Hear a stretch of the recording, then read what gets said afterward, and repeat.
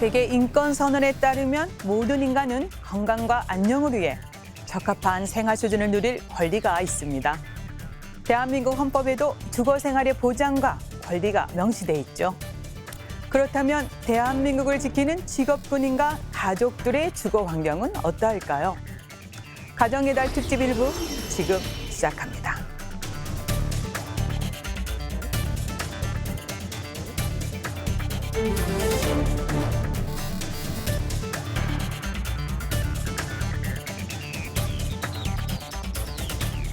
직업군인의 주거 환경이 확 달라집니다.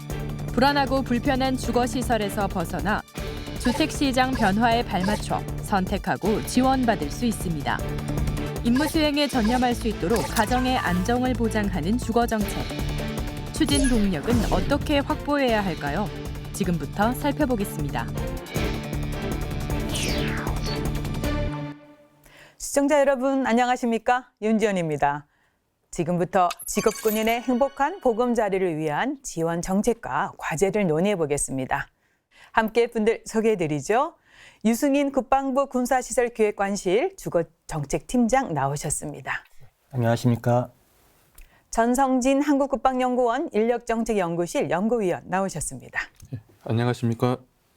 김승희 강원대학교 부동산학과 교수 나오셨습니다. 안녕하세요. 또 오늘 특별한 분을 모셨는데요. 바로 현장의 생생한 목소리를 전해줄 분입니다. 강세호 육군 1군단 주거 TF 파주 이권혁 담당관 나오셨습니다. 네, 안녕하십니까. 네, 지금 방금 소개해드린 강세호 상사님이신데요. 특별히 오늘 모셨습니다. 그래서 질문도 먼저 드리고 싶은데 솔직한 답변이 좀 기대됩니다. 네. 이제 처음 부사관으로 임관됐을 때와 현재 많이 바뀌었는지 이런 게 굉장히 궁금하고요.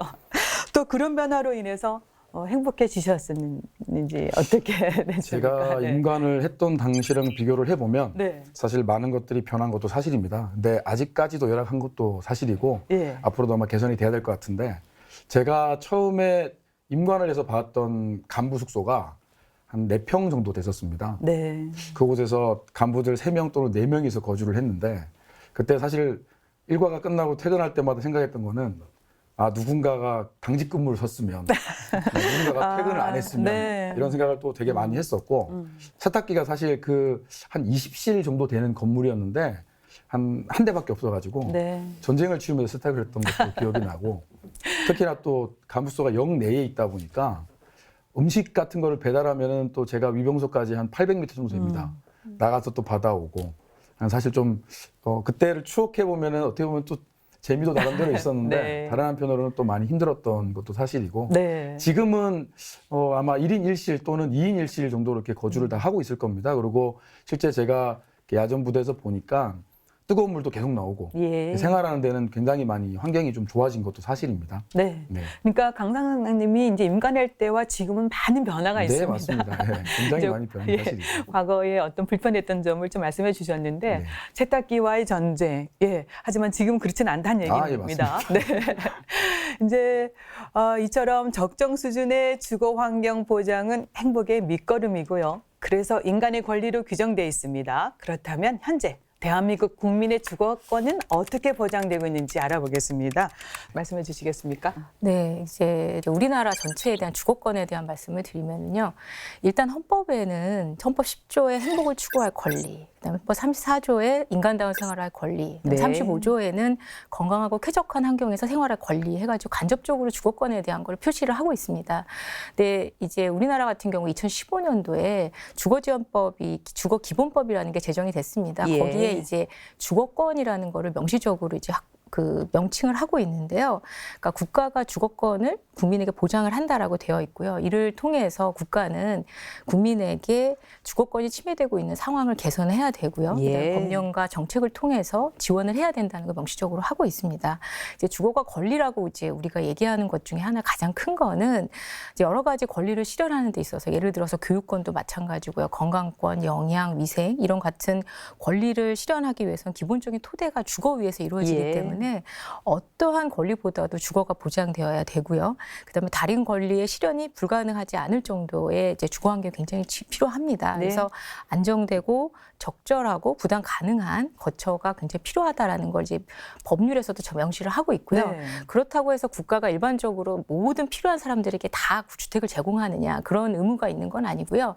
특수한 집단 혹은 특수한 그 상황에 있는 그런 부분에 대해서는 국가가 법적인 의무를 수행을 해야 되고요. 특히 예. 이제 오늘 군인의 주거에 대해서 얘기를 하고 있는데요. 이렇게 직역이 굉장히 특수한 집단에 대해서는 국가가 주거권, 전반적인 주거권 상황을 개선할 수 있는 의무가 있다고 이렇게 보여집니다. 네, 정말 설명을 잘해 주셨습니다. 이제 팀장님. 그래서 대한민국 국군의 주거 환경 어떻게 보장되어 있을까요?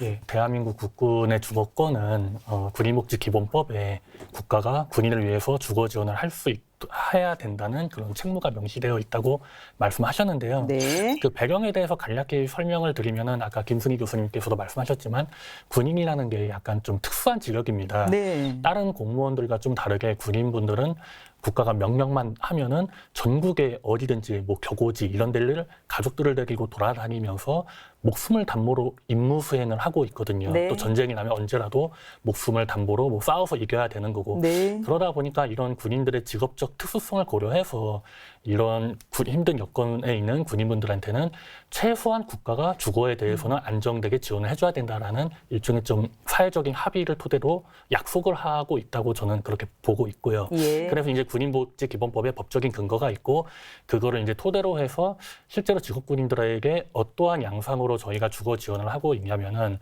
이제 수요자별로 약간 좀 조금씩 다릅니다. 주거 지원 형태가. 네. 예를 들면 부양가족이 없는 초급 간부, 갓 인간한 뭐 소위나 중위, 뭐 하사, 중사 이 정도 분이 될 텐데 그분들은 대부분이 미혼이다 보니까는 미혼 간부 숙소, 소위 말하는 삐오큐죠. 그 네. 미혼 간부 숙소를 저희가 제공을 하고 있고 또 부양가족이 있는 군인 혹은 군인 가족분들에게는 관사, 소위 말하는 아파트를 제공합니다. 네.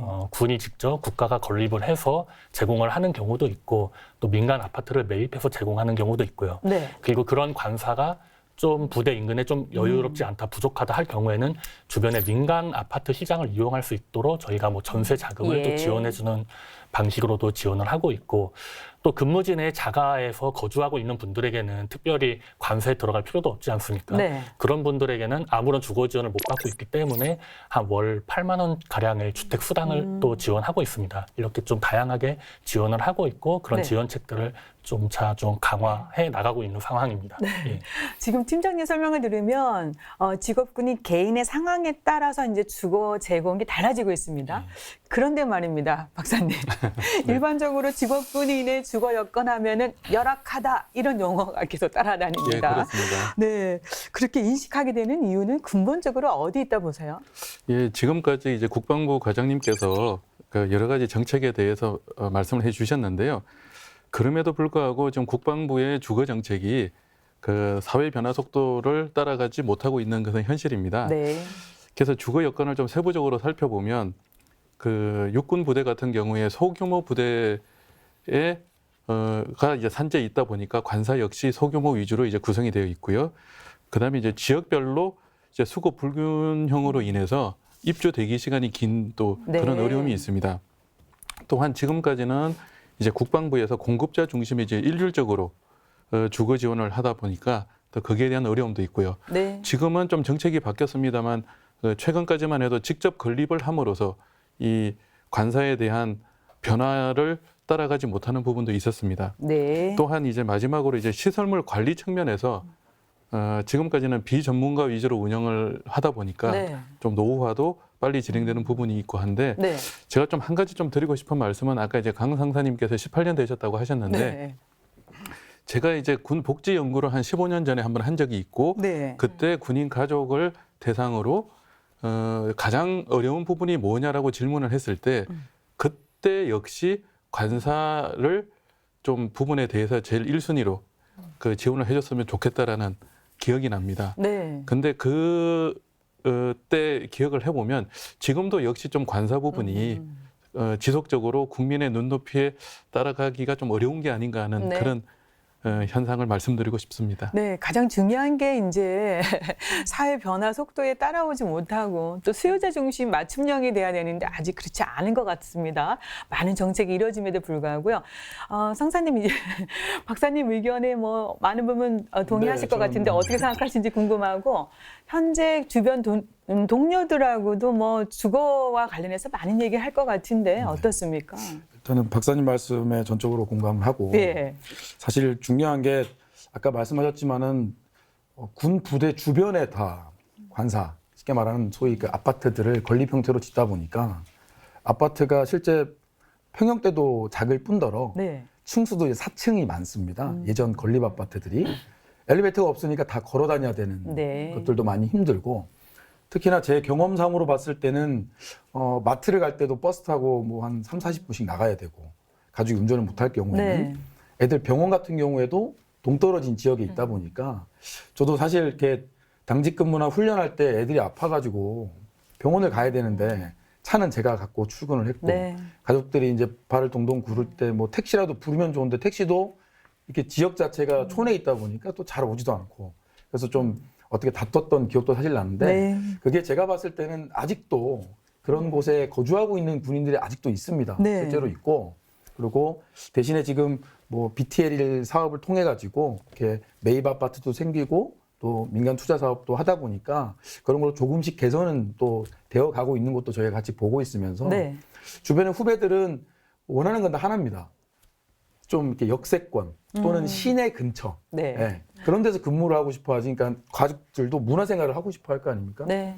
출근은 내가 하고 임무수행은 내가 하지만 가족들은 사실 어떤 아이들 학교도 가야 되고 유치원 예. 또 문화생활을 하려면 좀 그런 곳에 관사가 있었으면 하는 게 사실 가장 큰 어떤 그런 건의사항이지 않을까 네. 그렇게 생각해 봅니다.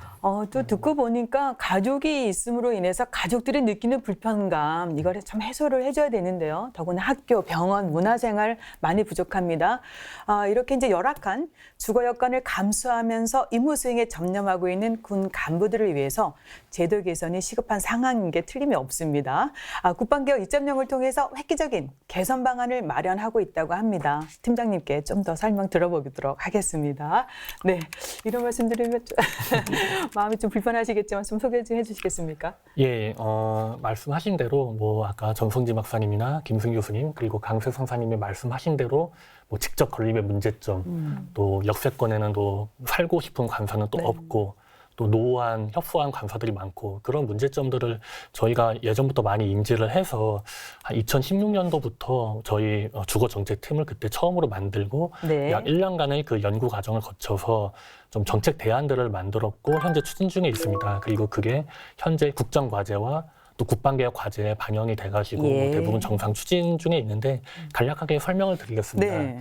먼저 아까 말씀하신 대로 그동안 군 관사, 군 주거시설 정책은 직접 건립 위주였습니다. 직접 저희가 아파트라든지 간부수소를 만들어서 직접 제공을 했는데 이거를 좀 민간 주택 시장을 최대한 활용하는 방향으로 좀 정책 변화를 꾀하고 있습니다. 예. 그 배경을 간략히 말씀드리면은 저희 군이 직접 건립을 해서 갖고 있는 주거 시설이 약 17만 호 정도 됩니다. 네. 17만 호면은 이 건축물의 수명 주기를 한 30년 정도로 가정했을 때 매년 6천 호 정도의 노후 교체 소요가 발생을 합니다. 네. 근데 저희가 주거 예산으로 매년 뭐 기재부와 협의해서 받는 예산이 한 연간 5천억 정도 되는데 네. 이 정도의 재원으로는 3,000호 정도의 노후 교체 소요만 감당할 수 있거든요. 네. 그러니까는 좀 태생적으로 불가능합니다. 건립을 계속 유지하기 위해서는. 네. 그리고 예산 문제뿐만이 아니라 건립을 하면은 주로 건립되어 있는 땅에 허물고 다시 짓는다 하면은 아까 상사님이 말씀하신 대로 뭐 역세권이나 이런 데는 뭐 전혀 좀 상상하기도 힘들고요. 뭐 집가도 비싸고 하기 때문에.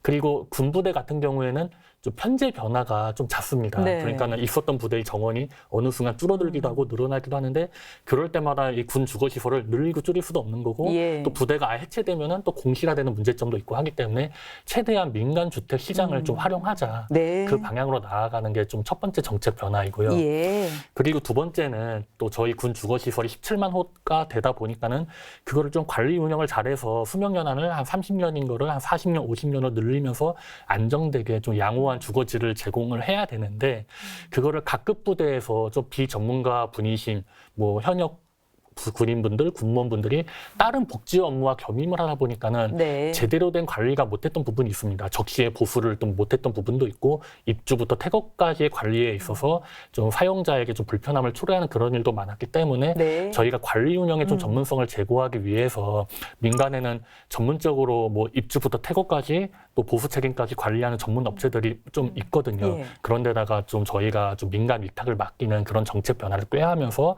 또 기존에 건립한 군 주거 시설은 좀 운영 유지를 좀 잘하자 해서 좀 유지 보수 예산을 좀 더 획득해서 사용 연한을 좀 증가시키는 방향으로 네. 그렇게 좀 나아가는, 즉 관리 운영 분야에 있어서의 변화를 좀 꾀하고 있는 게 두 번째 축이고요. 네.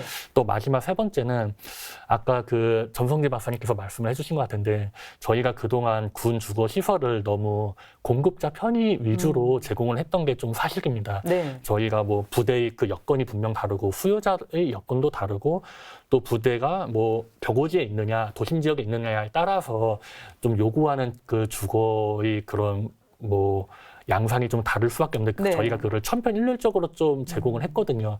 그래서 앞으로는 그 수요자, 다양한 수요자와 다양한 권역별로 특성에 따라서 주거 지원을 해야 되겠다. 네. 다양한 수요자라 하면 뭐 초급 간부도 있겠고 또 좀 어느 정도 뭐 고참인 간부들은 결혼하신 분도 있고 결혼을 했지만 자녀 교육 문제 등으로 인해서 별거 중인 분도 있고 예. 또 자가에서 거주하시는 분도 있고 무주택 분들도 있고 되게 다양하시거든요. 그래서 수요자별로 맞춤형으로 좀 정책을 꾀하고 예. 그리고 권역별로 나중에 뒤에서 말씀을 드리겠지만 그 도심지에 있는 군부대도 있는 반면에 격오지에 있는 군부대도 있고 되게 다양합니다. 그런 다양한 권역별로 좀 맞춤형으로 정책을 좀 꾀해야 되겠다. 네. 그렇게 좀 추진을 해 나가고 있습니다. 네, 지금 정말 지적된 그런 부분들을 지금 다 개선하고 있습니다. 그래서 교수님, 국방부가 지금 이렇게 마련해서 진행하고 있는 주거와 관련한 지원 제도 개선 사항에 대해서 어떻게 바라보고 계십니까? 네, 굉장히- 일단 말씀만 들으면 굉장히 좋잖아요. 네, 네.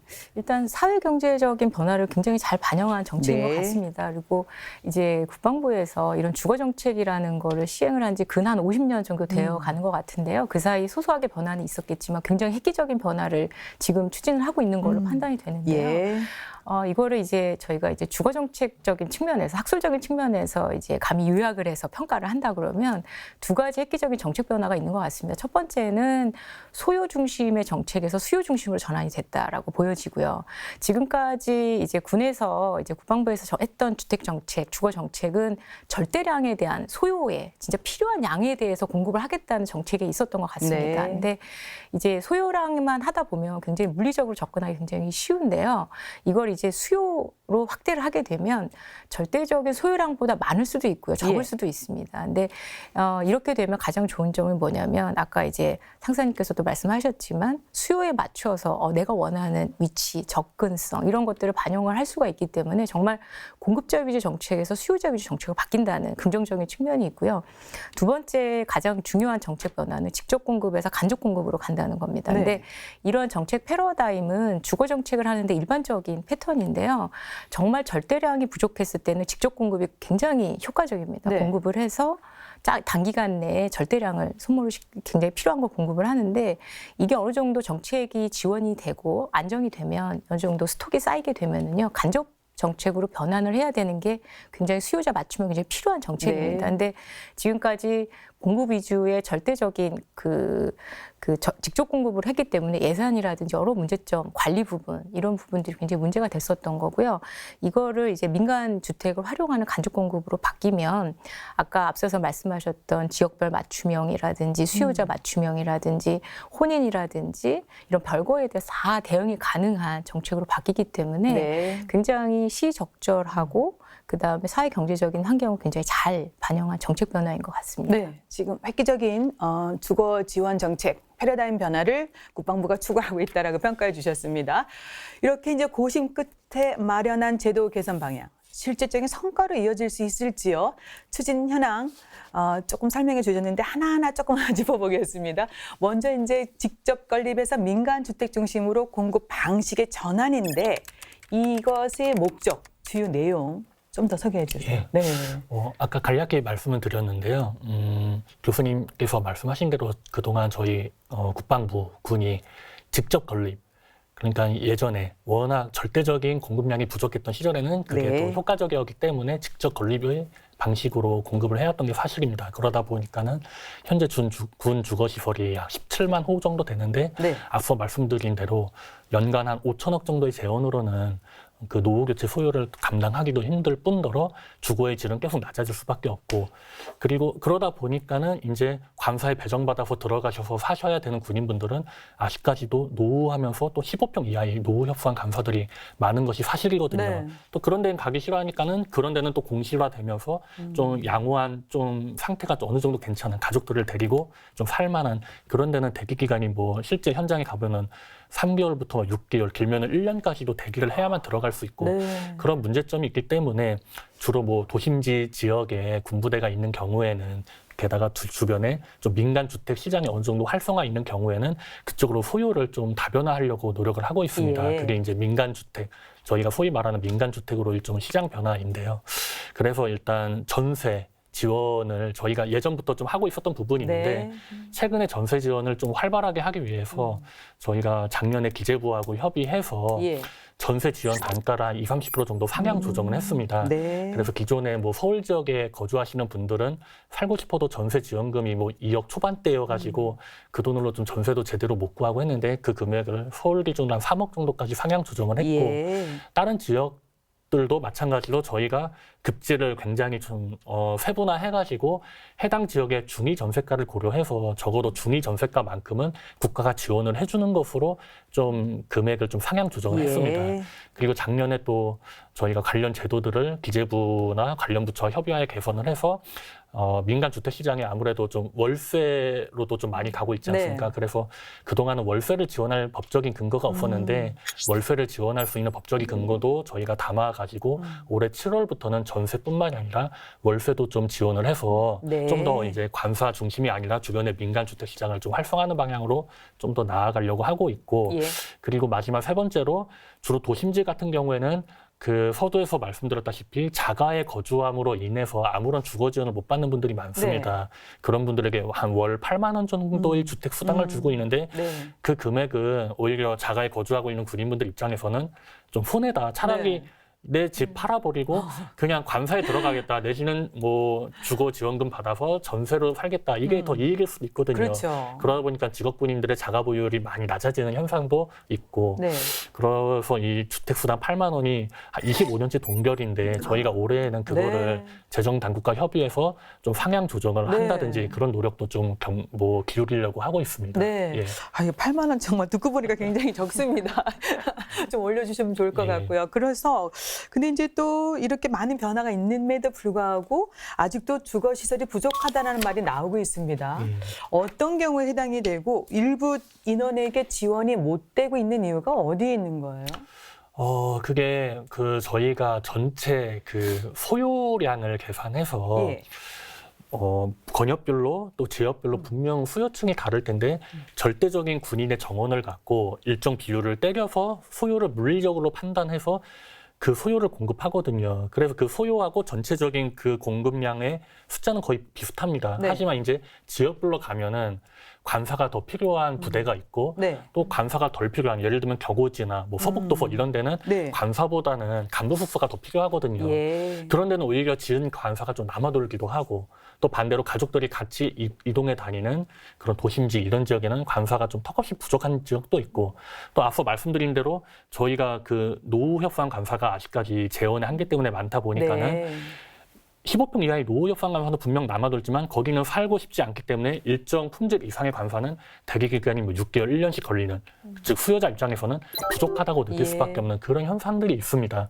그렇기 때문에 저희가 이 직접 건립으로는 좀 한계점이 있다라는 인지하에 네. 그 주변에 아까도 거듭 말씀드린 대로 전월세 시장이라든지 네. 자가 보유라든지 이런 거를 좀 유도를 해서 네. 저희가 현재 목표로 하고 있는 거는 기혼자들 기준으로 현재 주거 지원한 형태가 관사의 비율이 한 75% 정도 됩니다. 네. 근데 저희가 이 75% 되는 비율을 중장기적으로는 한 40% 전까지 40% 선까지 축소를 하고 남은 35%의 그 차액만큼에 해당하는 물량을 주변 지역의 그 민간 주택 시장으로 네. 좀 흡수하게끔 그런 노력을 좀 강구를 하고 있습니다. 그렇게 네. 된다면은 수요자 입장에서도 관사가 부족하다 그런 거는 피부로 지금보다는 덜 느끼지 않을까 네. 뭐 그렇게 생각을 합니다. 중요한 것이 이제 또 시설이 아닐까 싶어서 민간 주택 중심으로 전환이 지금 계속되고 있습니다. 또 그렇게 빠른 속도로 진행이 된다면 많이 해소가 될 것 같아요.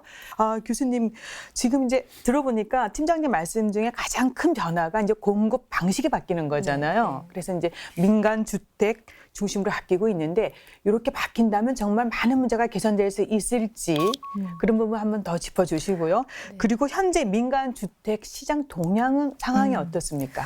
그 민간주택 중심으로 바뀐다는 것 자체가 이제 직접 공급으로 인해 가지고 여러 가지 문제점, 특히 재원 조달의 문제점, 그다음에 나홀로 관사라든지 이런 접근성, 일반적인 문화나 교육의 접근성의 문제점, 이런 부분들은 이제 민간주택 중심으로 변화되면 일정 부분 해소될 걸로 보이고요. 근데 그런 것들이 해소되려면 당연히 시간이 걸리겠죠. 네. 네, 그거는 이제 어느 정도 여건이 필요할 것 같고요.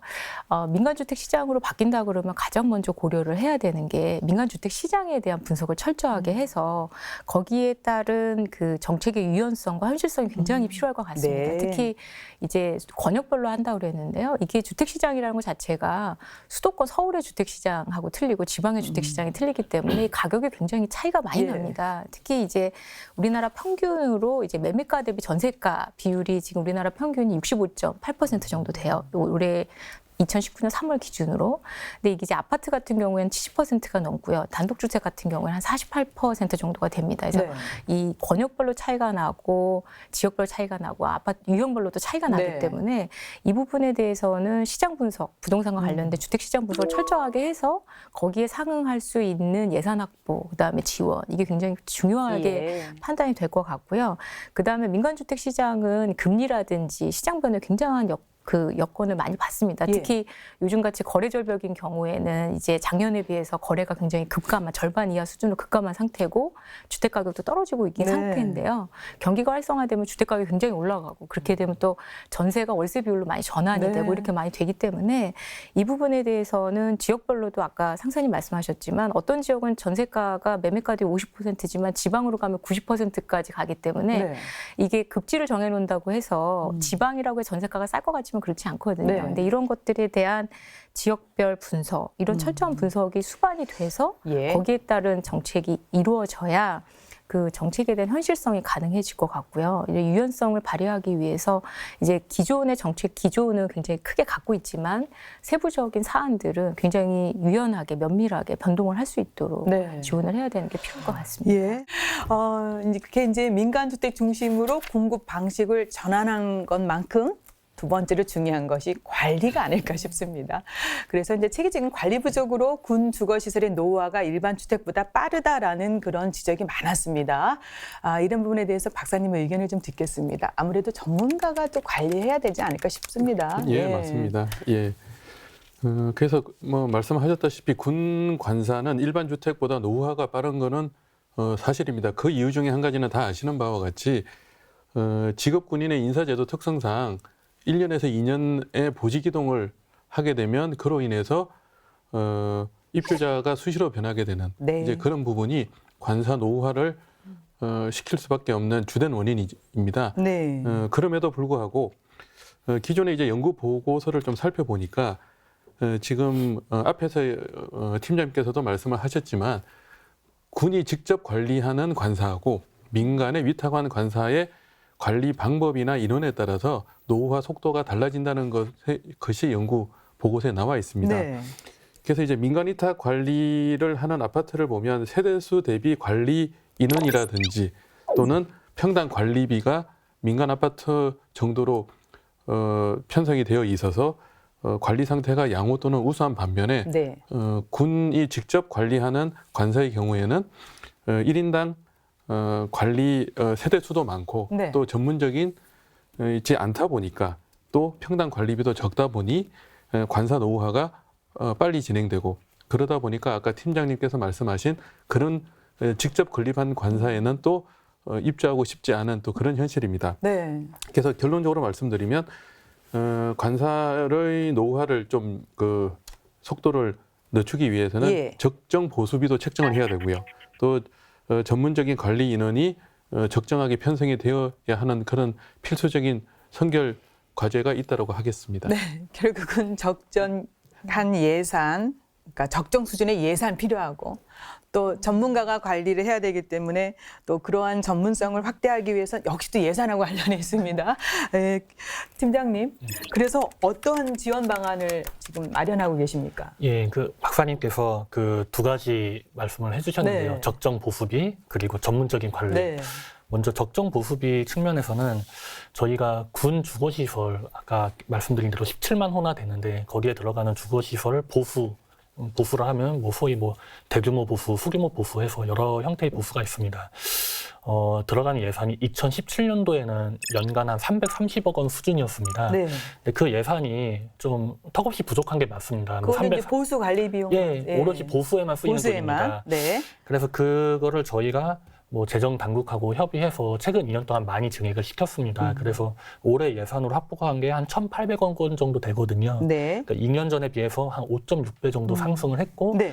올해도 마찬가지로 재정 당국과 협의해서 저희가 적정 규모로 판단하는 보수비를 계속 확보해 나가려고 합니다. 결국 예. 그 적정 보수비 투입을 통해서 저희 군 주거 시설에 결국 수명 연한도 늘리는 한편에 좀 살고 싶은 관사 네. 필요할 때 보수를 해줘야죠. 예, 그런 거를 꾀하려고 하고 있고요. 그리고 네. 두 번째로 관리 운영의 전문성인데 네. 이 부분은 저희가 2018년도에 큰 정책 변화를 꾀했습니다. 그 전까지는 뭐 지금도 마찬가지지만 각급 부대에서 해당 부대에 관리하고 있는 관서와 간부 수가 있습니다. 그거를 해당 부대의 뭐 복지 담당관 1명이 다른 복지 업무와 겸임을 하면서 관리를 하다 보니까는 입주자, 퇴거자 관리하기도 되게 버거웠습니다. 네. 입주자들이 신청하면은 이분들 배정하고 이분 또 퇴거자들이 빠져나간다 하면은 그분들 빠져나가고 빈 곳에 입주자 놓고 이 업무 하기도 버거웠는데 어느 아파트 어느 간부 숙소에 얼마만큼의 보수비를 투입해서 어떤 시설을 개선해야 되는지 그런 것까지 할 엄두는 솔직히 안 났던 게 사실이거든요. 네. 그래서 저희가 그 부분에 좀 문제의식을 느껴서 민간 주택 시장에는 그런 관리 업체들이 되게 활성화되어 있습니다. 예. 특히 저희처럼 입주부터 퇴거까지 관리하고 있는 전문적인 그런 공공기관도 또 일부 있거든요. 그래서 저희가 그 기관에 한번 18년도 1월에 예. 강세호 상사님 나와 계신데 시범 사업으로 한 2년간 위탁 계약을 맡겼습니다. 네. 그런데 이제 1년 조금 경과했는데 너무 그 효과가 좀 좋게 나오고 있다고 판단이 되어서 저희가 계획을 좀 땡겨서 네. 전국에 한 7개 권역에 추가적으로 민간 위탁을 내보냈고 그래서 현 시점에서는 전국에 8개 권역 네. 물량으로 따지면은 전체 17만 호 중에서 약 2.6만 호 전군의 그 군 주거시설의 한 15% 정도 됩니다. 네. 현재 15% 정도가 민간 업체에 위탁을 맡겨서 좀 관리 운영을 하고 있는데 네. 좀 시간은 두고 봐야 되겠지만 좀 긍정적인 그 정책 변화라고 저희는 많이 판단을 하고 있습니다. 네. 동일한 관리비를 내면서 서비스의 질은 일정 부분 향상이 된 부분이 있거든요. 그래서 저희가 뭐 지금까지는 시범 사업이지만 이거를 좀 저희가 성과 분석을 좀 더 잘해가지고 예. 내년도부터는 좀 더 전방위적으로 좀 확대시켜 나갈 계획을 갖고 있습니다. 그러니까 민간 위탁 관리를 지금 시범적으로 하고 있다 예. 말씀하셨잖아요. 예, 예. 예, 이제 15%까지 확대된 예. 건데 예. 점진적으로 이제 중대가 되겠죠. 예, 예. 네. 그래서 이제 강 상사님 네. 전문가의 손길이 역시 필요하지 않을까 싶은데 직접적인 경험담을 좀 듣고 싶습니다. 전문가 손길이 닿았을 때 어떤 변화가 있고 그로 인해서 더 시설이 좋아지고 있는지 어떻습니까? 현재 제가 하고 있는 업무가 국방부 주관 시범 사업을 하고 있는 군 주거시설 민간 위탁 사업의 파주 2권역을 제가 담당을 하고 있습니다. 네. 파주 2권역은 문산 지역하고 적성 지역이 제가 담당하고 있는 지역입니다. 18년도 1월 달부터 사업을 시작을 해서 지금까지 이제 성과들을 저희가 안 그래도 종합을 하고 있는데 네.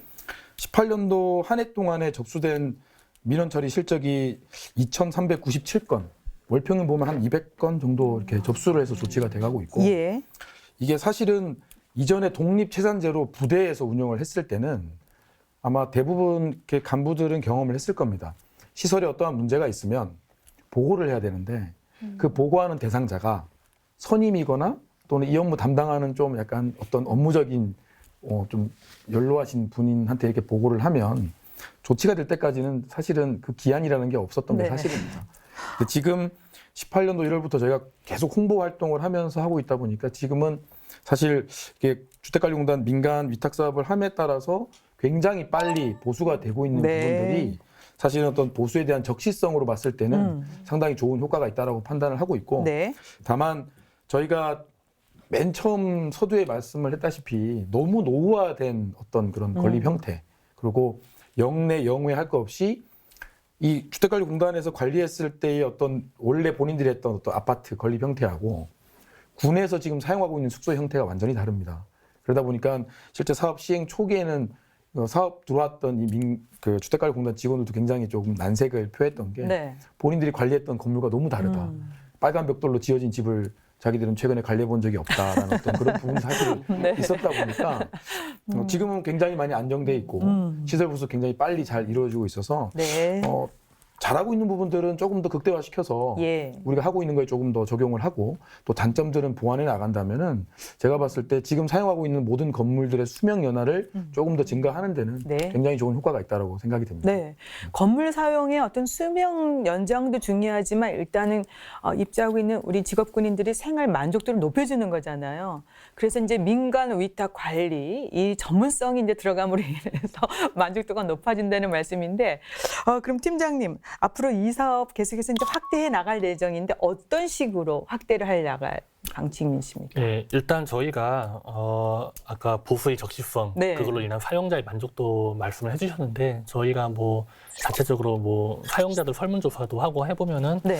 한 50% 이상이 만족하고 있는 것으로 나오고 있습니다. 예. 그래서 저희는 요 민간 위탁 주는 사업을 뭐 적극적으로 확대를 해 나가려고는 하고는 있지만 이게 또 육해공군 군별로 또 특성이 예. 있고 또 권역별로도 또 상이하기 때문에 저희가 이거를 뭐 언제까지 어떻게 해라라고 강제하기는 힘들고요. 다만 1군단의 이런 성공 사례라든지 그리고 1군단을 포함해서 현재 8개 권역에 나가 있는데 좀 잘 되고 있는 부분들이 있습니다. 그래서 저희가 그런 부분들에 대해서는 전군에 홍보 활동을 계속적으로 하고 있거든요. 그래서 네. 원하기만 한다면 저희가 그 민간 위탁 계약 체결 때까지 모든 과정에 있어서 제반 업무를 좀 컨설팅 해주고 네. 그리고 지원을 좀 실무적으로 지원을 해주고 그런 식의 도움을 주고 있습니다. 그리고 현재까지는 좀 이런 소문들이 좀 전군 물량 대비 한 15% 정도 하고 있는데 거기에 거주하시는 분들의 그 입소문이죠. 그런 게 좀 네. 어느 정도 퍼져 나가고 있어서 네. 저희 주거팀으로 수시로 부대에서 많은 문의 전화도 오고 실제로 문서로도 우리 부대 이 정도 물량을 관리하고 있는데 이거 민간 위탁 해주세요라는 소요도 제기를 하고 계시거든요. 네. 저희는 이제 그걸 받으면은 그냥 내는 게 아니라 이것도 규모의 경제 효과를 달성해야 되기 때문에 일정 권역을 좀 묶어줘야 됩니다. 예. 그래서 일정 권역 내에서 원하는 지역, 원하는 부대가 있다면은 소요 제기 안 한 부대에 저희가 좀 발로 뛰면서 같이 묶어서 하면은 규모의 경제도 달성하고 또 보수의 적시성이라든지 관리 입주민의 관리비는 인상되지 않은 상태에서 좀 더 만족도가 향상될 수 있다. 그렇게 좀 설명을 하면서 네. 저희가 좀 많은 협조를 하고 있습니다. 근데 이게 강제하기는 좀 힘든 부분이 그렇죠. 있습니다. 예. 예. 정말 팀장님 많은 일과 역할을 하고 계십니다. 네.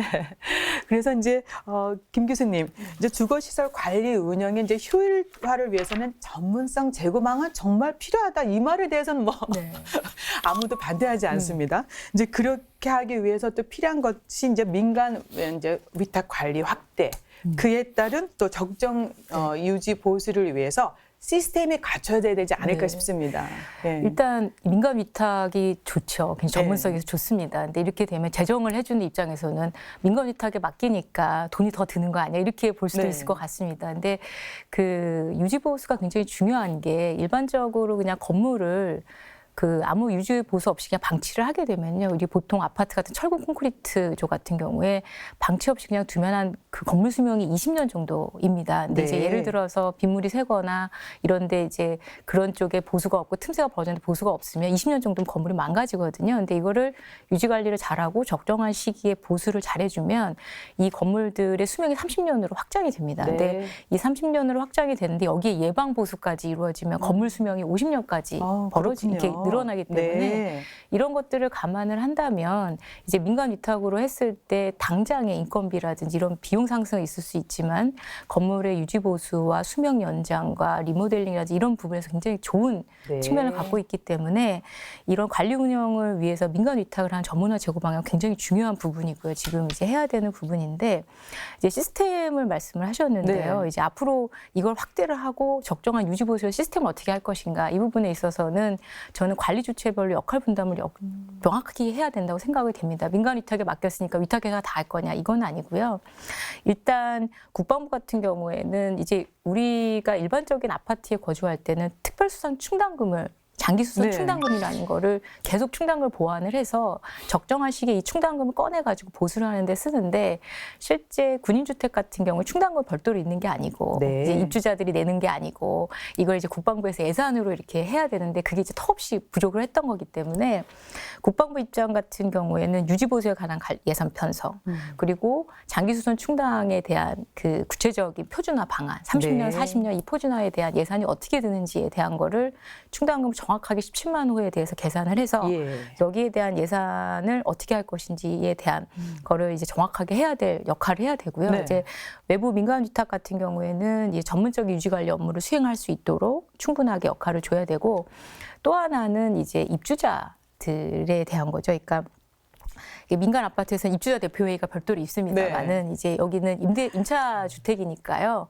그러니까 임차인 대표회의 군인이죠. 이걸 마련을 해서 관리 유지 보수에 적극적으로 가담을 해야 된다고 생각을 합니다. 이제 공용 부분인지 전용 부분인지에 대한 구분을 해서 이제 뭐 각 설비에 대한 파손이라든지 노후라든지 그다음에 손실이라든지 드는 비용들이 있잖아요. 네. 이런 부분들에 대해서도 입주자가 감당해야 될 부분과 예. 그다음에 관리에서 부담 주체에 대한 세부 기준을 표준화해서 이 부분에 대한 역할 분담도 명쾌하게 해야 네. 앞으로 이제 외부에 민간 위탁을 하더라도 국방부, 외부 민간 업체, 그다음에 입주자 관리 주체들 간에 이런 상호 협동이 이루어져야지 네. 어느 시설에 대한 장기화, 수명 연장화가 가능할 것으로 이렇게 생각이 됩니다. 교수님 설명 굉장히 명쾌합니다. 네. 저도 주택관리에서 많이 배우고 있는데, 제가 이제 듣다 보니까 입주자 관리 교육도 필요할 것 같습니다. 따로 하고 계시는지 모르겠지만, 없다면 그 만들어야 될 것 같아요. 네, 예. 그래서 이제 직업군인의 경우에 이제 주어진 임무에 따라 또 특성이 이렇게 이동이 잦지 않습니까? 네. 이제 그런 점을 또 이제 감안을 해야 되는데 그런 것 때문에 이제 직업군인들의 가족도 애로사항이 많아요. 잦은 이동, 더 큰 문제가 또 이제 주거 환경의 편차. 아까도 말씀해 주셨습니다.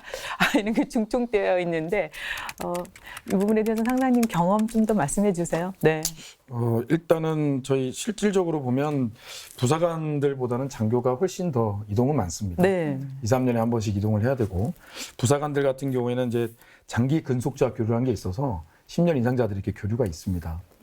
뭐 차이는 분명히 있겠지만 잦은 이사를 해야 되는 장교분들은 대부분 한 곳의 주거 환경을 두고 싶어 하는 게 많고 부사관들 같은 경우에는 같은 권역 내에서 이렇게 이사하는 거에 대해서는 큰 부담은 없지만 가급적이면 선호도가 높은 지역에 거주하고 싶은 게 또 네. 사실이고 애들이 크다 보니까 학교를 옮겨야 되는 것도 굉장히 지금 보니까 문제가 많습니다. 실제 이게 뭐 고등학생 자녀라든가 중학생 자녀들을 학교로 옮겼을 때에 적응을 또 할 건지에 대한 그런 부분도 많고 그러다 보니까 실질적으로 이제 입주를 희망하는 군 가족들이 원하는 지역이 좀 특정적으로 정해져 있습니다.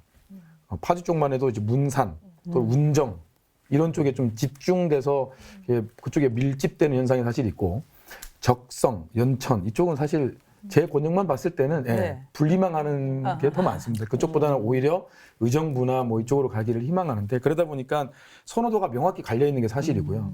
지금 있는 그 공간지에 있는 관사들이나 이런 부분에 대해서 그냥 놔둘 수는 없으니까 또 네. 입주를 해야 되는데 그러다 보니까 사실은 가기 싫은 곳에 또 가야 되는 어떤 그런 문제들이 같이 이렇게 지금 산재되어 있는 부분들이 사실 있습니다. 그래서 이런 부분들도 앞서 말씀드렸다시피 민간 전세 확대가 되면 네. 아마 제가 봤을 때는 조금은 확대 좀 더 괜찮지 않을까.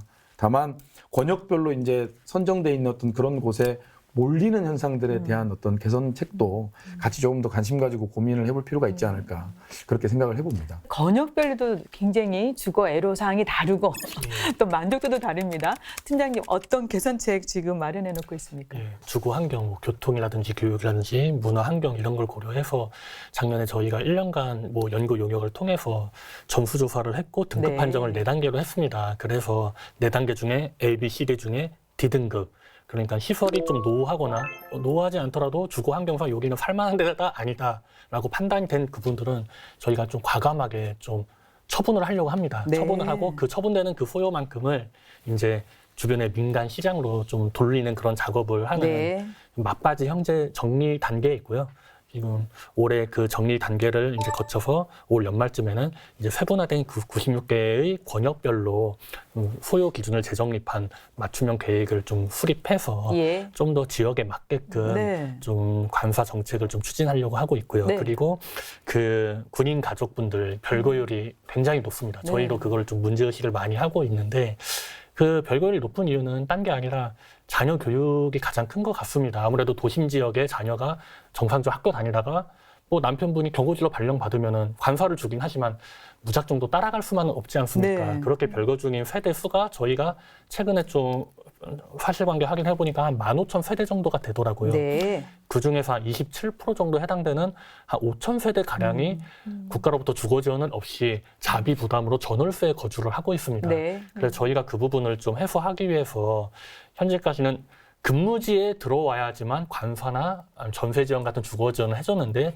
적어도 전세 지원에 대해서는 근무지와 무관하게 해주는 소위 그 지역 제한을 좀 해제하는 네. 방안을 현재 재정 당국과 긴밀히 협조 중에 있고 정상적으로 진행이 된다면은 한 내년도부터는 적어도 전세 지원에 대해서는 그 근무지에 제한 요건을 받지 않고 근무지가 남편은 어디 경호지더라 네. 하더라도 살아가는 가족분들은 도심지 어디에서든지 간에 전세 지원을 받을 수 있도록 제도 개선을 하려고 하고 있고요. 네. 그리고 또 두 번째로 직업군인의 자가비율이 굉장히 낮습니다. 네. 국민 평균 60%를 상회하고 또 공무원분들은 한 70% 육박을 하는데 직업군인분들의 급여 수준이 그렇게 낮은 편이 아닌데도 자가비율이 왜 이렇게 낮은가 저희가 좀 많은 연구를 해본 결과 네.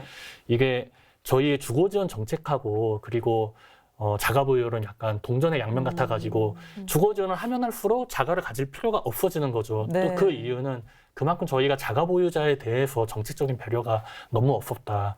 유일하게 있던 게 이제 주택수당 8만 원인데 네. 그게 너무나도 현실과 네. 괴리가 되는 거죠. 그래서 네. 저희가 이 부분도 현재 재정 당국과도 긴밀히 네. 협의 중인데 이거를 좀 현실화하되 그 수요층을 나눠서 무조건 현실한 금액을 주는 게 아니라 부양가족이 있고 같이 사는 그런 제한 요건들을 따져서 이런 분들에게는 좀 현실화된 자가 보유도 독려할 수 있는 그런 예. 금액으로 상향 조정하는 거에 대해서 좀 열심히 검토 중에 있습니다. 네. 예. 많은 개선 그리고 이제 보완이 이루어지고 있습니다. 이제 또 초급 간부의 복무 여건 보장을 위해서 이제 간부 숙소 지속적으로 개선이 되고 있습니다. 상사님, 그래서요, 그 간부 숙소가 어떤 곳이고 또 어떤 주거 애로 사항이 많이 제기되고 있는지 좀 말씀해 주시겠습니까? 실제 간부 숙소는 기혼자들도 이용할 수 있습니다. 네. 기혼 별거자 숙소가 또 있고 대부분은 미혼자들이 이용을 합니다. 결혼을 하지 않은 친구들이 많이 이용을 하는데 실제 숙소 위치가 아까 말씀드렸다시피 영 내에 있는 경우가 대다수입니다. 영 외에 대단지화돼서 지금 현재 요즘 시대에 말하는 어떤 그 오피스텔 형태의 건립으로 돼 있는 간부 숙소는 많지가 않습니다. 그러다 보니까 가장 큰 거는 영 외에서 생활하고 싶다. 이게 지금 현장의 목소리의 가장 큰 것 중에 하나고 예. 두 번째는 영 외라 그러면 부대 바로 앞에 있는 영 외가 아니라 네, 좀 이렇게 역세권이 있고 문화생활을 할 수 네. 있는 요즘 제가 근무를 했을 때와 지금이랑 비교를 해보면 가장 큰 게 저도 물론 이렇게 다른 개인 취미 생활을 안 했던 건 아닌데 요즘 굉장히 많은 활동들을 합니다. 네. SNS가 발달하다 보니까 친구들이 이제 뭐 동창 같은 모임도 많이 하고 네. 뭐 그 외에 어떤 활동들을 굉장히 많이 하는데 그러다 보니까 위치가 영내에 있으면 위병소로 거쳐 들어가야 되고 나올 때 위병소로 나오면 혹여나 또 너 왜 늦게 나가니 하는 또 그런 문제들이 네네. 있다 보니까 실제 좀 지금 있는 우리 영내에 있는 노후된 간부수를 좀 철거를 하는 것도 굉장히 시급한 문제인 것 같고 그와 연계해서 신축을 할 때는 가급적이면 부대와 좀 떨어진 곳에 어떤 문화생활을 할 수 있는 네. 그런 곳에다가 이렇게 신축 사업을 같이 병행하는 게 지금 가장 시급한 어떤 그런 개선 방안이지 않을까 네. 그렇게 생각해 봅니다. 맞습니다. 네, 팀장님 그래서요. 간부 숙소는 앞으로 어떻게 또 개선책 마련해 나갈 예정이십니까? 예. 강세호 상사님 말씀하신 대로 예. 영내에 있기 때문에 네. 그 문제점. 이게 저희가 예전에 간부 숙소를 건립을 시작하고 그럴 때는 뭐 3, 40년 전이지 않습니까? 네. 그때만 하더라도 지금과 다르게 뭐 자동차문화 이런 게 없었기 때문에 일단 걸어서 아니면 도보로 뭐 상황이 터지면 언제든지 달려가야 됐기 때문에 접근성이 좀 중요했던 것 같은데요.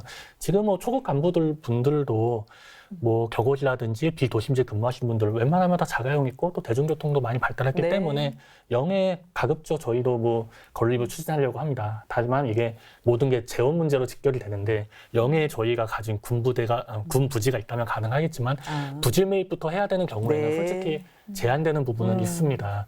그런 부분들은 저희가 최대한 그래도 재원 확보를 위해 노력을 할 것이고요. 그리고 전체적으로 보면은 현재 군 간부 숙소의 총 소요량이 한 9만 실 정도 됩니다. 네. 근데 저희가 노후하거나 협소하다라고 판단이 되는 부분이 한 11,000실 정도 되는데 네. 이 11,000여 실에 대해서는 저희가 향후 3년 안에 재원을 대폭 투자해서 연평균 한 4,000실 정도씩 매년 개선하려고 네. 재정 당국과 협의하고 있고요. 그리고 이제 간부 숙소 노후한 거를 허물고 철거하고 일 것뿐만이 아니라 아무래도 좀 군 전체적으로 보면 주로 초급 간부들이 그래도 군 사회 내에서는 사회적 약자 아닙니까? 보수 수준도 그렇고 지휘 체계도 네. 그렇고 그러니까 그분들을 좀 가려움을 긁어줄 수 있는 부분들을 저희가 많이 하려고 합니다. 예를 들어 작년 같은 경우에는 혹서기에 무더위에 대비해가지고 모든 간부 숙소에 저희가 좀 에어컨을 좀 예. 설치하는 사업도 했거든요. 그것처럼 전체의 간부 숙소를 보고 이제 초급 간부분들이 좀 생활에 애로사항이 뭐가 있는지 그런 걸 저희가 많이 귀담아 들어서 약간 그분들의 주거의 질을 개선하는 예. 방향도 좀 추진을 하고 있습니다. 네, 예. 간부 숙소도 단계적으로 점진적으로 지금 현대화되고 있습니다. 네. 끝으로 이제 조국 수호를 위해서 정말 1년 365일 땀 흘리는 대한민국 군 간부들이 임무 수행에 전념할 수 있도록 직업 군인과 가족들을 위한 주거 정책. 저희가 많은 얘기를 나눴지만 앞으로 어떻게 발전해 나가면 좋을지 마지막으로 이제 조언과 바람 한 번씩 듣겠습니다. 네, 강 사장님. 네. 네. 저는 짧게 좀 해주세요. 저는 네. 조언보다 네. 어차피 이 정책을 할 때에 많은 관계기관의 어떤 분들께서 도움을 많이 주셔야 될 거로 생각을 합니다. 실제 군인들이 임무 수행할 때 가장 안정적인 임무 수행은 가족들이 가장 안정적인 주거 여건이 보장이 됐을 때 나온다고 생각을 합니다. 네. 그래서 그런 부분에서 많은 관계기관의 어떤 지원과 담당자분들의 어떤 적극적인 지원을 예. 좀 당부드리고 오늘 좋은 시간 감사했습니다. 네. 전 박사님 역시 많은 예산이 중요하겠죠. 예. 저는 간단히 군인 복지 기본법에서 제시한 바와 같이 근무에 전념할 수 있도록 예. 또는 군인 가족을 또 제대로 지켜주지 못하는 국가는 군인에게 나라와 국민을 위해 목숨을 바칠 것을 요구할 수 없습니다. 네. 그래서 가화만사성이기 때문에 네. 주택 정책만큼은 앞으로 잘 우리 팀장님께서 말씀하신 정책이 잘 반영이 되었으면 합니다. 네. 김 교수님도 말씀 네. 이렇게 획기적으로 주거 정책이 변화를 하고 있고요. 이제 여러 가지 정책들이 있는데요. 가장 중요한 건 정책의 일관성이라고 생각이 듭니다. 이게 물론 세부 사업이나 이런 예산이라든지 이런 거는 변동이 계속 있을 수밖에 없는데 네. 그 수요자 입장에서 굉장히 크게 받아들였을 수 있는 거는 이 정책은 일관성이 있고 정말 내가 주거가 안정이 되는데 굉장히 도움이 될 것이다라는 것만 인지할 수 있으면 네. 정책이 성공한다고 보거든요. 예. 그래서 이러한 정책 기조를 확실하게 일관성 있게 추진할 수 있도록 여러 가지 부분도 필요하겠지만 제가 제일 중요하다고 생각하는 거는 이런 시스템이나 이거 할 수 있도록 조직이 굉장히 필요할 거라고 예. 생각됩니다. 지금 뭐 팀장이 나와 계시지만 이런 주거 정책을 할 수 있도록 TF팀에서부터 출발해서 지금 네. 팀이 지금 꾸려져 있는데 좀 조직을 확대를 해서 예. 조금 지원할 수 있는 기반이라든지 시스템을 좀 더 견고히 할 필요성이 있지 않을까 그런 생각을 합니다. 네. 맞습니다. 팀장님 마무리 예. 말씀 부탁드리겠습니다. 네. 오늘 좋은 말씀 감사하고요. 네. 저희 군 주거 정책이라는 게 좀 어렵습니다. 어렵지만 그만큼 뭐 하나하나 바꿀수록 군인분들과 군인 가족들에게 피부로 와닿기 때문에 되게 보람 있는 업무인 것 같고요. 네.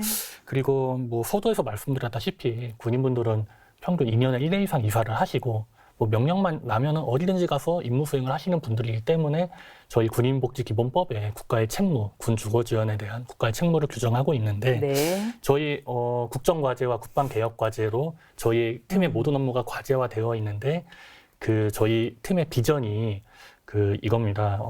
나라를 지키는 군인 가족을 지키는 나라. 그래서 제가 저희 팀장으로 오고 나서 많은 군인분들 인터뷰를 해보면은 그분들이 하시는 말씀이 군 주거 정책을 필 때 군인분들이 아니라 군인 가족분들의 얘기를 좀 귀담아 들었으면 좋겠다. 결국에 군인 가족, 가압 안사성 이런 말씀도 하셨는데 군인 가족이 평안해야 군인도 평안하게 또 임무 수행 여건이 보장되기 때문인 것 같고요. 네. 그래서 오늘처럼 뭐 좋은 기회 마련해 주셔서 감사하고 뭐 전성진 박사님, 김승희 교수님 그리고 현재 야전에서 근무하시는 강수영 상사님 분들을 포함해서 많은 분들이 저희 팀에 뭐 좋은 조언과 네. 격려, 뭐 때로는 쓴소리까지 아끼지 않고 해주시면은 저희는 그 내용 귀담아 듣고 열심히 정책을 피도록 노력을 하겠습니다. 네, 지금 계속해서 제도 개선 이루어지고 또 앞으로 더 나아질 겁니다. 우리 시청자 여러분들께서도 많은 또 공감을 하는 좋은 시간이 됐습니다. 전투력 향상은 물론이고요. 그리고 또 주거 여건 개선을 통해서 직업군인과 가족들이 더 행복한 어떤 행복 권리를 또 확대하는 거 중요하지 않겠습니까? 네, 이런 말씀 잘 담아서 좀 더 노력 부탁드리겠습니다. 네, 도움 말씀 여기까지 듣겠습니다. 고맙습니다. 감사합니다. 가정의 안정과 행복, 그리고 임무 수행에 전념할 수 있도록 직업군인 주거지원 제도의 획기적인 변화와 개선을 기대하면서 국방 포커스 오늘은 여기서 마치겠습니다. 시청해 주셔서 감사합니다. 그리고 국방 포커스를 보는 또 다른 방법, 국방 TV 앱이 있습니다.